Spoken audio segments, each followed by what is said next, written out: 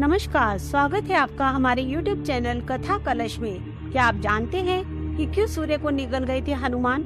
जानने के लिए पूरी कथा सुने। बचपन से ही अंजनी नंदन मारुति बड़े ही चंचल स्वभाव के थे। वे भगवान शिव के अंशावतार होने के कारण जन्म से ही दैवी शक्तियों से युक्त थे। उन्हें शिव के 11वें रुद्र के रूप में भी जाना जाता है। बाल्यावस्था में एक बार माता अंजनी अपने पुत्र मारुति को सुलाकर अन्य कामों में व्यस्त हो गयी। कुछ देर बाद जब मारुति नींद से उठे तो उन्हें प्रचंड भूख की अनुभूति हुई। तभी उन्होंने आकाश मंडल में सूर्य को देखा और उसे कोई लाल फल जानकर उसे खाने की अभिलाषा लेकर बड़े वेग से आकाश की ओर उछले।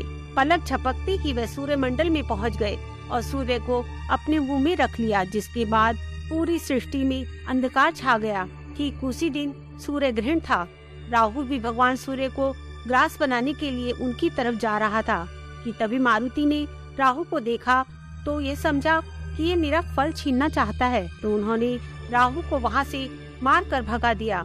अब भयभीत राहु इंद्र के दरबार में पहुँचे और उनसे विनती की, हे प्रभु, संसार के नियम के अनुसार मैं ग्रहण काल में सूर्य को ग्रसित करने जा रहा था कि तभी मेरा मार्ग एक शक्तिशाली वानर ने रोक लिया और उसने तो सूर्य देव को भी निगल लिया, जिससे समस्त सृष्टि में अंधकार छा गया। यह सुनकर इंद्र बहुत कुपित हुए और वे तुरंत ही सूर्यलोक पहुँचे। वहाँ उन्होंने बिना सोचे समझे मारुति पर अपने वज्र का भीषण प्रहार कर दिया। वज्र के प्रहार से मारुति मूर्छित हो गए और पृथ्वी पर आ गिरे। उसी समय सूर्यदेव के मुख से बाहर आ गए। जब पवन देव को इस बात की जानकारी हुई तो वे बहुत क्रोधित हुए, क्योंकि पवन देव के आशीर्वाद से ही महावीर हनुमान का जन्म हुआ था। इसलिए हनुमान जी को पवन पुत्र भी कहा जाता है। पवन देव को जब क्रोध आया तो उन्होंने अपनी शक्ति से पूरे ब्रह्मांड में वायु का प्रवाह रोक दिया, जिससे संसार में जीवन के अंत का खतरा उत्पन्न हो गया। तब सभी देवता पवन देव को मनाने पहुँचे, पर पवन देव का क्रोध शांत नहीं हो रहा था। अंततः ब्रह्मा जी वहाँ पहुँच गए और उन्होंने पवन देव की प्रसन्नता के लिए मारुति को स्वस्थ कर दिया और सभी देवताओं ने भी मारुति को बहुत सारे वरदान दिए, जिसे पाकर बालक मारुति अत्यंत शक्तिशाली हो गए।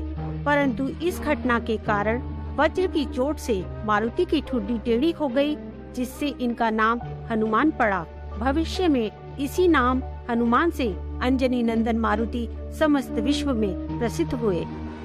जय श्री राम। धन्यवाद।